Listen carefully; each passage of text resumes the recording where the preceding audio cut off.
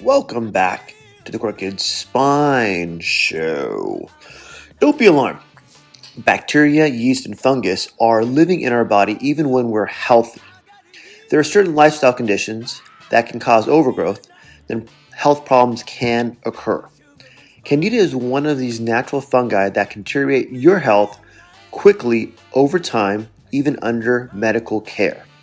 Dr. Michael Biamonte has used his testing to help thousands of people recover from Candida overgrowth over the last 30 years. Let's understand today how Dr. Candida got into this and his profession before he discovered the cure for Candida conditions. Also, to what conditions might be aggravated, such as secondary health conditions that we can look at symptomatically to understand if we have Candida overgrowth or not, and also understand how to cure your Candida condition back to normal levels. In the show notes, we have links to his website along with his book on Amazon called The Candida Chronicles, which is phenomenal, along with Facebook and YouTube. Check out these links along with links to our previous show notes from our previous podcast, along with on YouTube or on your podcast app. All right, my friends, have a great week. I will see you soon. All right, another Crooked Spine Show podcast interview with Dr. Mike Diamonte, correct? Biamonte? Yes, Biamonte. Biamonte. And the title is, It's Okay to Have Candida in Your Body Until, and we're talking about today testing recovery from Candida overgrowth and their secondary health conditions. So, I said before too to someone, don't be alarmed. Bacteria, fungus are living in our body even when we're healthy. These are there are certain lifestyle conditions that can cause overgrowth and health problems can occur. Mm-hmm. Candida is one of these. Good. I was just going to say that's all we're concerned with. There's so many patients get false data from their doctors. Doctors tell them everyone has Candida, which is true. We're only concerned with overgrowth, and we want to document the overgrowth with testing so that we know what we're doing. And that is the issue too, is really Candida is one of those natural fungi that can deteriorate our health over time. That's the thing, is the secondary conditions, right, Doc? That's the issue for one also. Okay, let's get right into it for one. Why do you find this a way to, if you want to call it, become passionate about versus your previous occupation? Are you speaking generally or regarding Candida? Generally, why transition from your previous occupation to focusing on Candida? It's, I guess, because of the mystery component of it. Okay. That's what got me interested. Because I had so many patients who had Candida, I didn't know it. And then I told them to go to their doctors, and I told them to go tell him you have Candida and have him cure you of it, and then come back to me and I'll put you back on supplements and diet. And they went to the doctors. The doctors told them everyone has Candida. There's no such thing as Candida. All these crazy comments. So at that point, I sent them. This is back in the 80s. Okay. And so back then, I didn't know much about it. So what I did was I sent them to Bob Atkins. Bob Atkins and Ronald Hoffman were at that time the two major alternative doctors in New York City, which is where I was. Okay. And they went there and they said, well, this was much better. They told me, they know what you're talking about. They said, yeah, Candida does exist. They did a stool sample on me. They found the Candida and they put me on nystatin or whatever the drug was. And I felt better for a couple of weeks. But then after a while, the drug stopped working and it all came back again. So I said, I've got to figure this out myself then. And that's how I became obsessed with figuring out the riddle of Candida. And you said there wasn't much research back then, too. Obviously, they knew what it was. I read your part of your intro for your book also. Put the link in the show notes. A lot of it is natural, but why does it get out of control? And how come, like you had mentioned before, too, is people aren't focusing on this as someone's primary condition causing secondary autoimmune conditions, long-term conditions also, which is crazy. Well, a lot of the reason why is because doctors are the very people who cause Candida. Candida is mostly iatrogenic, which means doctor-induced. It's the medications that they tend to hand out like candy, which cause Candida in people. So that makes it very difficult for them to then accept responsibility and want to pursue treating or investigating the condition. And that's part of it too. Going back to Candida and someone who named not what that is, go over what it actually is for one, two, if you don't mind, for my audience. Sure. Where it is, where it sleeps, where it eats, where it does everything. Candida is an organism which is part yeast and part fungus. It's actually an organism that's called dimorphic, which means it can exist or live in two different states. It can live as a yeast or it can live as a fungus. And like a chameleon, it can switch itself back and forth. A Candida resides in the mucous membranes of the body. So it's in your mouth, it's in your throat, it's in your colon, anywhere there's a mucous membrane, your lungs, wherever, but primarily Candida grows in your intestinal tract. And the colon is its major place. It also is in your small intestine, but the colon is the major place where it lives. Candida is kept under control by primarily two species of bacteria. In the intestinal tract, the small intestine, Candida is controlled by Lactobacillus acidophilus. Okay. In the colon, Candida is controlled by bifidus bacteria, bifidum. If anything happens to compromise either of these bacteria, it's like you're interrupting the food chain, and the Candida can then grow and become a dominant part of your commensal flora rather than a subdominant or minor part. The actual role that Candida plays in your body is interesting. It tends to stimulate the immune response in your intestines against other organisms. But it also, when you die, it is also the thing that decomposes your body. Embalming fluid is nothing more than a big dose of antifungal that stops the Candida from decomposing you. And you talked about two bacteria that actually do keep it under control, or I'm sorry, fungus. But what makes those go away or depletes that in your body? Again, we're back to the same old thing. It's iatrogenic. It's drug induced. Corticoid steroids can destroy them. Antibiotics are the obvious thing that destroy them. Even excessive amounts of analgesics. If someone's taking a lot of Valium, anything that slows your metabolism down or that numbs you can also cause them to overgrow. Is there something in the medication that actually makes that happen, or just in general medication? There is something in each medication. Each one has a unique way that it does it. Antibiotics do this. The Merck manual will tell you it's the broad spectrum, it's the indiscriminate use of broad spectrum antibiotics, which wipe out all the friendly bacteria that controls Candida. When you're dealing with corticoid steroids, the steroids increase the glucose content in the mucus in your intestinal tract, and they also raise the glucose content in your tiny blood vessels, and that's what the Candida feeds on. When you're dealing with anything that's a sedative, the sedatives slow down your digestion. They make your intestinal pH elevate, and they cut back your hydrochloric acid level, and then that makes the Candida grow. So each medication has a different way that it does this. If someone has, for example, diabetes type 2, which is more of a glucose sugar issue, does that also increase their chance of having an overgrowth of Candida? Absolutely. And with a medication that someone gets for diabetes type 2, does that also lead to higher Candida amounts? Absolutely. So it's almost looking at the overall condition and looking at that as always a secondary condition would be something a ethical doctor would do. Yes, I would believe so. This is why diabetic patients are so prevalent to have amputations of their feet. It's not just because the glucose is interfering with their circulation, it's also the Candida doing that. It's amazing. It's almost like if someone's getting, for example, cancer treatments, they're going to get a white blood cell count of blood work done every time. If someone's on medication, why aren't they giving a blood work or a Candida, which is easy to do, I'm assuming, a Candida test every time they have new medication upgrades or a new medication refill? Why is that not happening? I would like to know that answer too.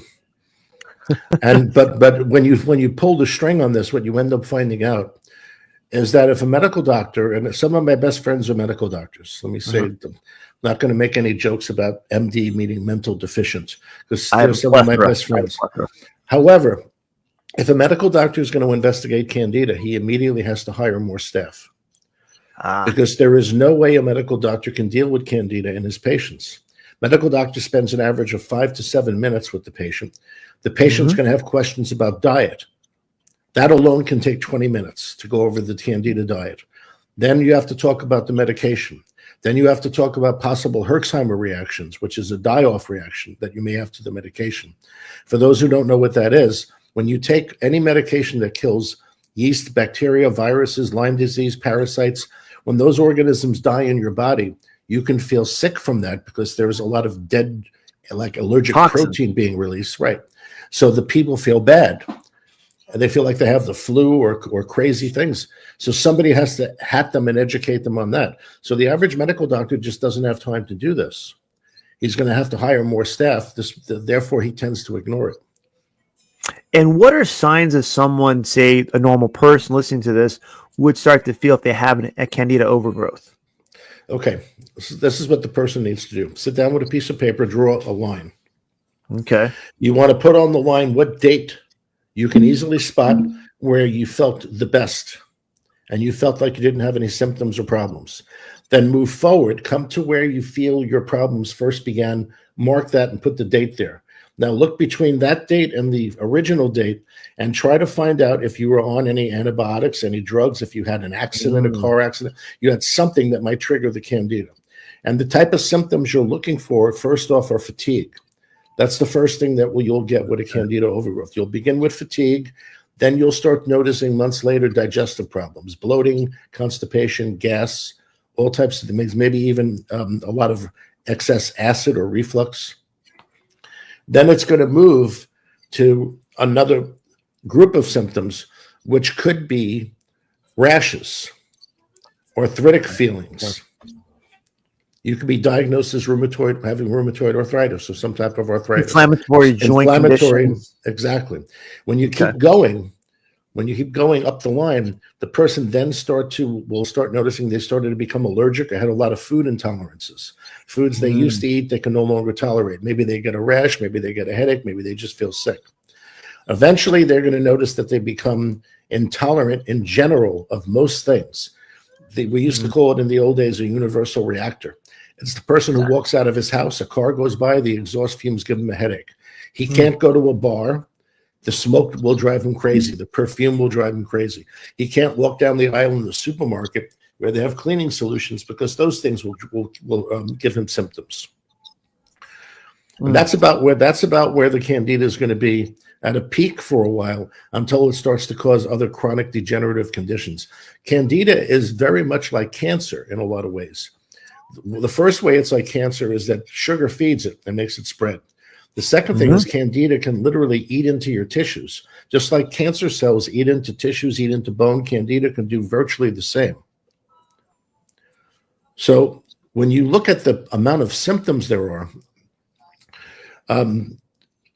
from Candida, it depends on how you want to list them, but it could be anywhere between 75 to 150 different symptoms, which people would never equate having anything to do with each other.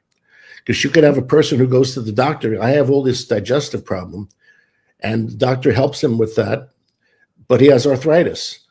Now, does he think the digestive problem has anything to do with the arthritis? No, but it's all the same. It's all the same source, the original source. That's why when we treat people for Candida, they come in with their symptoms. They come in with their box of symptoms. They put it on the table. They go, here now. Here's the box. I want you to look at this. I need you to handle this box. As we're handling the main root of the problem, all of a sudden, other symptoms that they weren't even thinking about go away. And that's why it's important in what I do that we keep a very good list of all their symptoms and we check on all those symptoms after a while. Because after the person's in the treatment, you ask them, well, how's this symptom? Oh, I forgot about that. Yeah, I don't know what happened. It just went away. This is a typical thing that you find because it causes so many symptoms. You tell them it's just magic. You don't know what you did. Just it's magic. It happens. Well, I have a wand that I take out usually, and I tell them it was this wand that I was using. When you were looking, I put it right across your head. That's right. And that's the thing. It's almost like I did a talk a couple days ago, actually, the last couple of days. It's how medical doctors will compartmentalize your symptoms, but not treat the underlying cause. When I was first out of medical school, the first group of professionals I worked with were at Grumman Aerospace. They were all systems analysis engineers. They were naturopaths, nutritionists, medical doctors, physiologists, aerophysiologists. But the one thing they all had in common is they were systems analysis engineers. And working with them for 10 years totally changed my life because it allowed me to look at the body or someone's health from the viewpoint of an engineer, which a doctor doesn't do. A doctor is a subspecialist. He has this one thing that he'll do, and that's it. And to do something else, he refers you to somebody else. An engineer can look at the entire picture and see how everything is relating to each other, and that hits upon your statement. And that's the key, I think. When look someone's health maybe can use something else, what is the underlying cause? Is there one? Is your healthcare practitioner even looking for one too? Are they asking the right questions? Like you said, they have 5 minutes. 5 minutes may not be long enough for most people. For most people that have more than one symptom, more than one problem. Going into your book too, the research and success with your patients on your website, everything else. What drove you to write the book, That Candida Chronicles? The Candida Chronicles is named the Candida Chronicles because it actually chronicled my journey personally of going through the adventure of figuring out the riddle to Candida. Because in figuring that out, I had many obstacles, and I got a lot of false data from a lot of sources. And what I found was successful was listening to the patient, which is something that a lot of doctors don't do enough, especially medical doctors. I listened to what the patient said, and I believed him. I took the data he gave me, and then I reversed engineered what he was telling me. And once I reversed engineered it and I came up with what my postulate would be or theory, I went and hit the textbooks to see if I could find it in the textbooks. And that's what I did with virtually every logic or axiom that's in my book. That's how I arrived at those. It's amazing when you can do it that way, like more thinking like an engineer. At that point, you can actually get to the root cause of what problem should be. It's amazing. In your book, too, you had mentioned too, explain the vitamin mineral connection. Well, there are certain vitamins which aggravate Candida and make it worse. Okay. And you'll actually see this when you study the little insert that comes in some antifungal medications. You'll actually see when you look at the mechanism of action of the drug, you will see that some of the antifungal drugs work by blocking Candida's uptake of vitamin D. Okay. Some of them work by blocking the uptake of iron to the Candida. So that tells you these are all essential nutrients that the Candida needs to survive. So if the drug kills it by blocking them, then how are you going to benefit by loading your system up with these things? You're not going to get, like I said, and understanding the uptake, you're not going to be able to absorb anything in your body that actually would help benefit your overall health. Problem with Candida is with iron and anemia. Most of the women with Candida are iron deficient because the Candida is getting the iron before they do. And explain then, based on that, how would you fix that problem? You have to not take supplements because supplements are usually the thing that are powerful enough to aggravate the Candida. When we deal with anemic people with Candida, we give them desiccated liver tablets. And that small amount that's in there in the nutritional complex is able to help them. And there's a host of other nutrients. We have two sides of the coin. We have one group of nutrients which make Candida worse, which include iron, copper, vitamin D, coenzyme Q10. All of those nutrients aggravate Candida. And on the other side, you have the nutrients that act as antidotes against the Candida medicines, which are largely antioxidants. The reason why this is, most herbs or pharmaceuticals that attempt to kill pathogens do it by creating oxidative stress against the membrane of the pathogen. So when you dose with antioxidants, you're reducing the oxidative stress that's generated by the medicine against the pathogen. And it's not just that pathogen or bacteria or virus, it's the whole body, correct? Yes, that is true. Affected by the antibiotic, for example. That is true. Oh. And then going to your book again too, what is the Biamonte method, your trademark method, Doc? Well, the trademark method goes through all the logics and axioms that are in the book. Like, for instance, we don't give probiotics to anyone in the beginning of the treatment because we know the Candida will repel the probiotics and they'll end up in the toilet. Okay. We only give the probiotics when we have the Candida levels in the environment in the gut at the right point where it will receive the probiotic and they will stick. That's one of the first rules. Next rule is you always have to rotate. Sorry. Is that based on time, based on how they're feeling? How would you base the next based step on the level of Candida in your gut? We have a test that we do in our office. It's a urine test that measures the amount of Candida activity, and we never give anyone probiotics until that test reaches a certain lower level. So that's going to be your baseline testing. So every time someone changes protocol, it's based on what their urine comes out with. Mm-hmm. That's correct. Okay, perfect. We also know we have to rotate antifungals. Candida becomes drug resistant to any antifungal, whether it's pharmaceutical or herbal, after 21 days. At 21 days is the point where the genetic switching takes place and Candida starts to mutate. So therefore, we pick 4 days or 7, depending on what type of antifungal we're using. So every 4 days, we switch to a different one. So typically, a person will get 4 antifungals from us, and they'll switch them every 4 days. So they might use biocidin for 4 days, then switch from biocidin to Colorex for 4 days, then switch to Candibactin, AR and BR for 4 days, then go back to biocidin and just keep switching. And if you don't do that, then the Candida is going to become drug resistant within a few months. And that's what the problem with nystatin is. Doctors give nystatin every day for months and months. At one point in my practice, we used to do stool cultures using this very advanced medium from France. And we found that the majority of the people who came to us, probably 90% of everyone who came to us, who knew they had Candida, who had been treating it, who had doctors treating it, none of them had Candida albicans. Every single one of them had Candida glabrata or Candida tropicalis, which are mutated forms. Now, the people who came to us who didn't know what Candida was, and we were testing them to see if they had it, they all had Candida albicans. Nah. So basically, it's prolonged drug use will cause that to mutation to not be able to basically be resistant at that point. Right, drug resistant. Yes. How many forms can it mutate to, or is it as many species as there are? But typically it goes from Candida albicans to glabrata or tropicalis. Very often to tropicalis.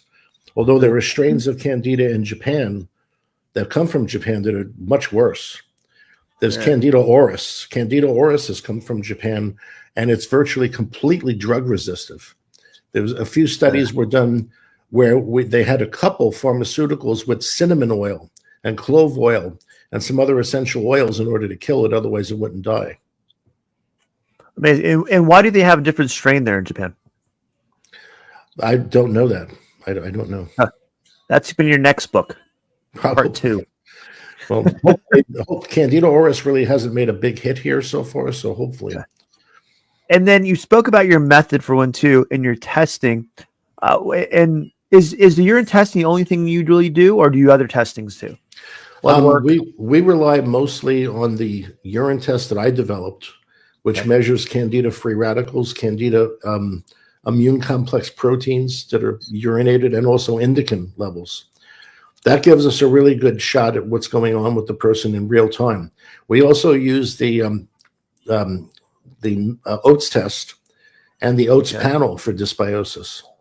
The primary thing we're looking at there is arabinose levels. Arabinose is very accurate for Candida in the urine. And then we use the GI arabinose. Arabinose it's an organic acid. Okay. Which is almost exclusively released by Candida. Jeez. Wow. Okay. There are a few other organic acids that are released from Candida, but the arabinose is the purest one because there's a minor amount of things that could mimic that. With some of the other organic acids associated with Candida, there's a few other things that could be going on that could be causing it, and not the Candida. That's why the arabinose is the most important.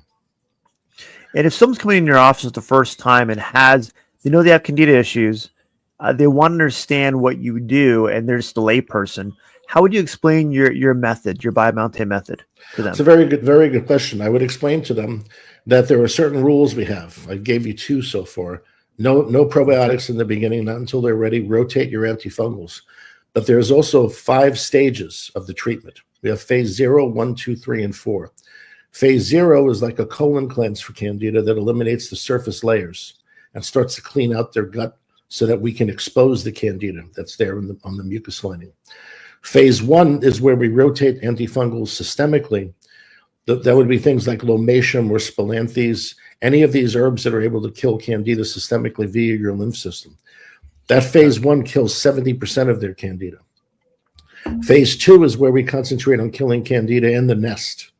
That's deep in the gut, because that's where the probiotics get repelled. So in that case, we use fatty acid-based antifungals to destroy the Candida in their intestinal tract.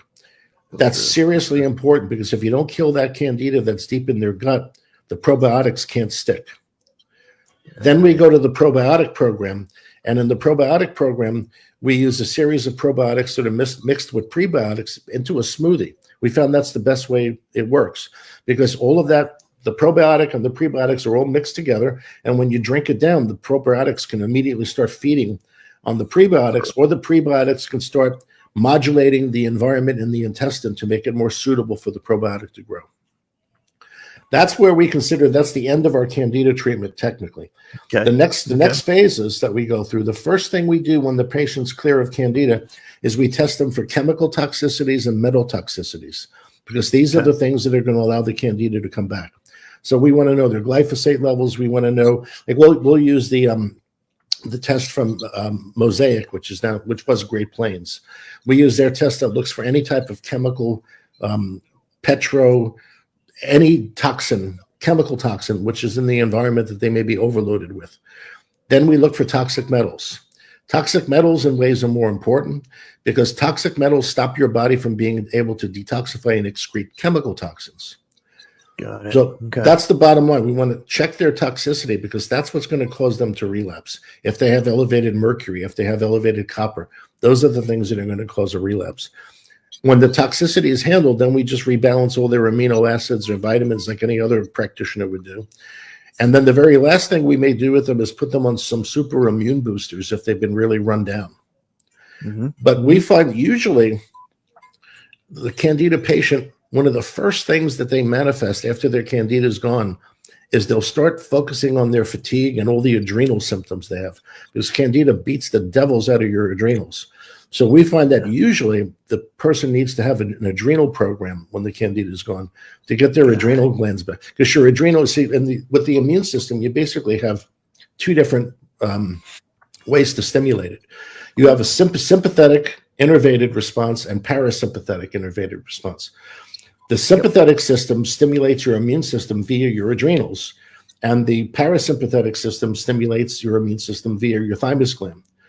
So if you get that adrenal back up online, you've got half the battle handled right there, because their immune system will come back pretty quick.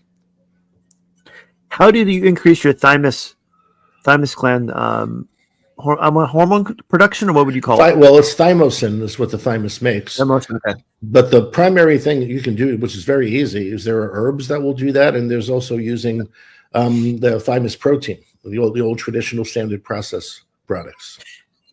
Standard process, been around forever. With your first program, before you hit the toxic chemicals and metals, how long does that program normally take, or is that just based on someone's symptoms when they do the urinalysis? Average is 9 months to a year. So when I see these things from multi-level companies talking about how they get rid of Candida in a few weeks, it's hysterical, because these poor people are being led astray. You can't get rid of Candida that fast. You can't even change the pH of your colon stably that fast. So that doesn't happen. It's almost something to where, are they really doing it, or something to where, well, you're good enough? It's almost like, do they retest? That was my first question. How did they test initially, and when did they do the retest? Usually say, we didn't retest. Why would they retest for? Well, the answer to that question is no and no, because usually they never tested in the first place. They go by their symptoms. And since they never tested in the beginning, why should they retest? But when that's why I get people who come and they'll sit down with this very serious face, really rigid. They'll say, I have the worst case of leaky gut you're ever going to see in your life. Like, I have this symptom, that symptom. I've been treating my leaky gut for 10 years and it's not any better. I say, gee, okay. Well, I said, what tests did you do? Oh, I don't need a test for leaky. I know I have leaky gut. I said, humor me a sec. I just want to test you and see. Half the time they don't have leaky gut. Half the time they've been treating themselves for something they thought they had for 10 years and they don't have it. So this is what my Bible is said, test the patient. You avoid so much trouble. And it's also a matter of science, because if you don't have a baseline, then when you go forward, you have nothing to compare. You don't know where you're at except the symptoms, and the person's symptoms could be vacillating for whatever reason. I had a patient once who every time he saw his mother-in-law, he had a bloody nose. Ugh. Now, why was that? I don't know. It has nothing to do with science. The guy gets a bloody nose when he sees his mother-in-law. Who knows what's going on in his head? Yeah. All I know is it's not a scientific way to calibrate anything.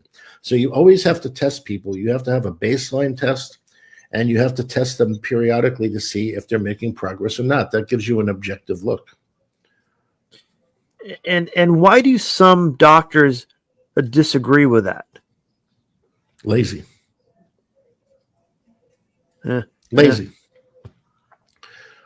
It's either lazy or their insurance won't cover it. That's the other gag, is the patient, he needs all of this work done as long as the insurance covers it. And once the insurance doesn't cover it, it's not important. We can forget it. Good enough. Good enough. Good. And that's another gag. Anything I missed that you wanted to bring up today? Yes, there is actually one thing we didn't miss, which is important. COVID. Okay. Studies coming from Japan show that COVID actually kills the bifidus bacteria in your colon. Really? So this would mean that the COVID virus is able to give people Candida. And we had this during the outbreak of COVID that we had a few years ago. We had a lot of patients returning to us saying that their Candida was coming back and they didn't know why. And then we found this reference. And this also applies to the vax. The vax does the same thing. So if you get vaxxed, you can get Candida because that's also going to kill the bifidus bacteria in your colon. So the vax too then. Wow. Yeah. And if anyone is interested in learning more about the truth about the vaccine, there's a great book I could recommend. Okay. The name of the book is The Real Anthony Fauci.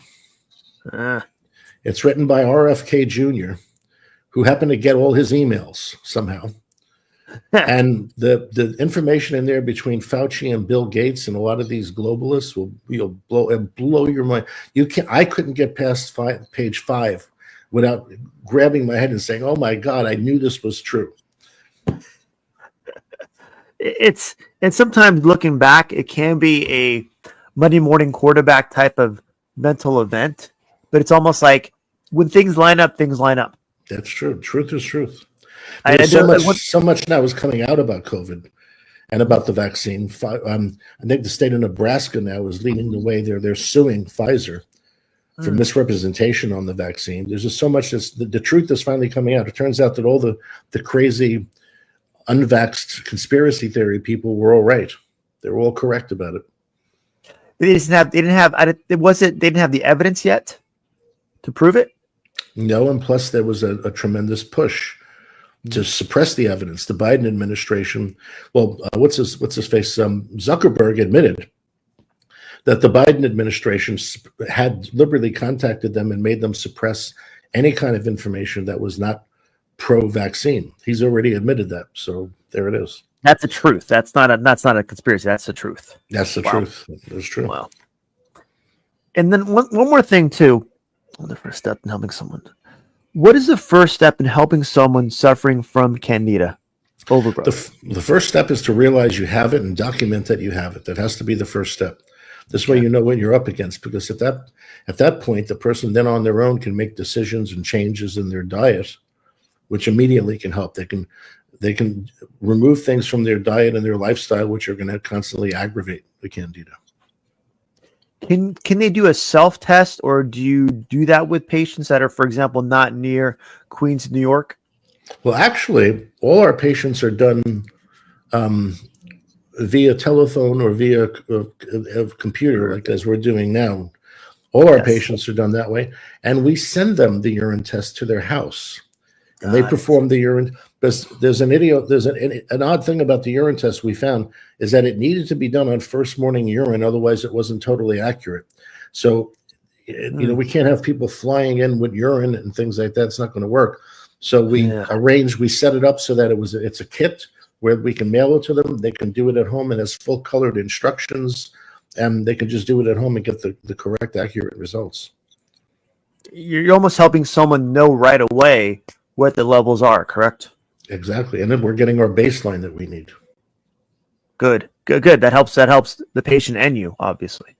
And then Good. luckily for us, there are so many labs now that will send kits directly to the patient's house. Mm-hmm. You have Mosaic/Great Plains, you have Genova Labs, Doctor's Data. So many of these labs will just send the kit directly to the patient. And most of the collections that we need for Candida involve either stool or urine. Okay. So we don't have to worry about them getting a venipuncture. But if they need blood work, they can contact one of the many outlets now that exist, like Direct Labs. DirectLabs.com can do just about any blood test on anybody, and they're in every major city, and you don't need a medical doctor. .com. Got it. Okay.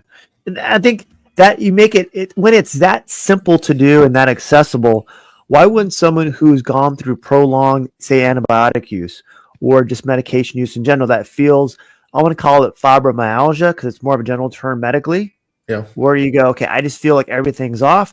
Get my blood work done. Get my urine test done. Send it to Dr. Biamonte and see what he says. Boom. It's a great idea. There's no excuse because all these things are accessible with the internet now. Makes it easy. I did my first phone consultation in 1984. Now, was that the dial-up phone? Texas. Was it the dial-up phone? Yeah. 1984 was the first time I did a consultation with somebody, not in person, via some kind of electronic instrument. And then by 1987, we had at least a third of our practice was that way. And then coming into 2006, it went 100% virtual. We have patients who have been live a block away from where our office was, who we didn't see in person for 15 or 20 years because they and their family just were doing everything virtual. When you make it that easier for people, I mean, it's something, it's almost a no-brainer. When you talk to someone on the phone, how much do you get from their for example, their tone of voice, kind of words they use? How much is that going to help you give them a proper diagnosis besides the words they're using? Well, it's that's a very good question because their communication lag tells me how far I have to dig.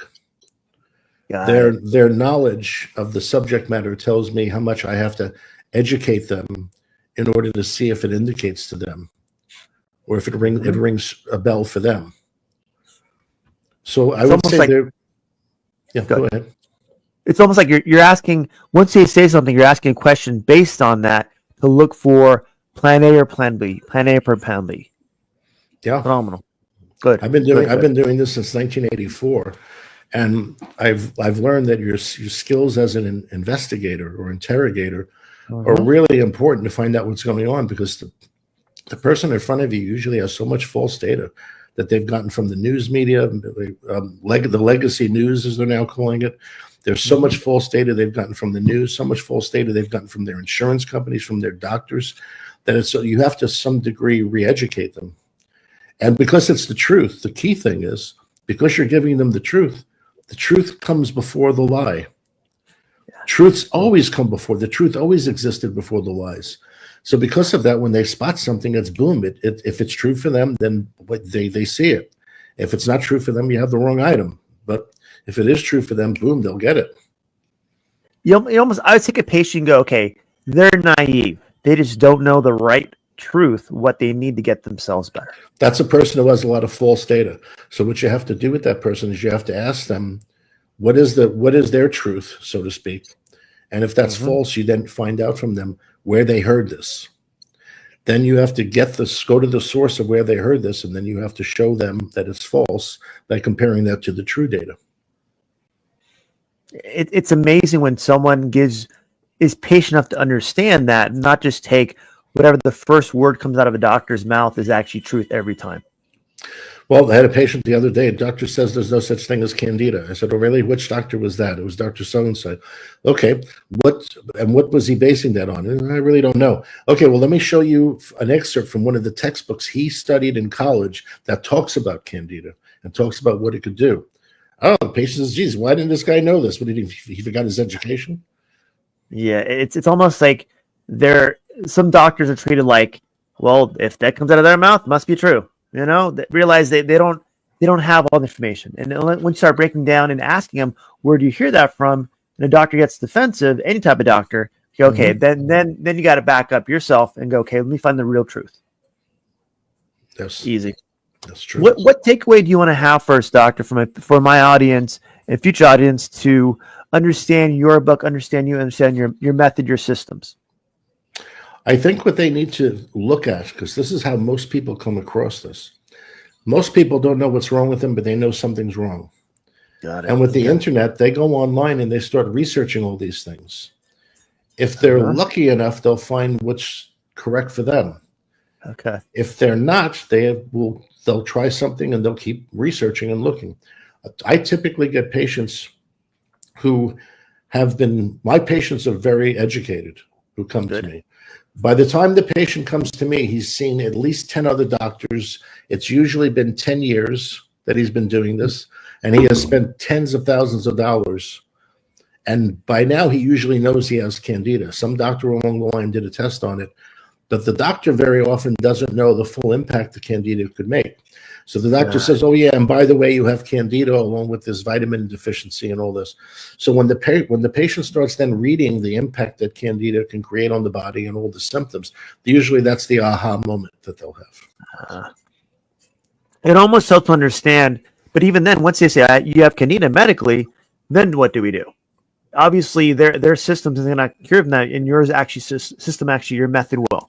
What will happen is that the patient and the doctor will talk. The doctor will say, yes, you have Candida. He shows them the test. I'm going to put you on nystatin, and you're going to take this nystatin for a few months, and then it should go away. And by the way, follow this diet, avoid sugar, avoid spaghetti or something like this.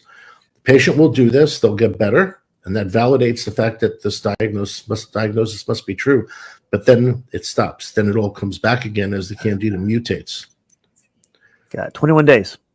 After 21 days, it starts. So it's very typical that we hear from the person. I was told I had Candida. I got put on this program for a few months. I felt great, and then it all came roaring back. That's the person who's then going to go out and research more, and they're going to come across my information. Got it. Anything else I missed off for this show? We're kind of wrapping up right at this point. I think we're good.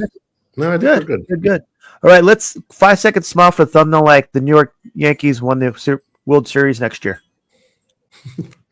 I'm in. All right. That's the plan. I'm going to end the show, my friends. Thanks for watching. Hang out for 1 second, Doc. End the show real quick.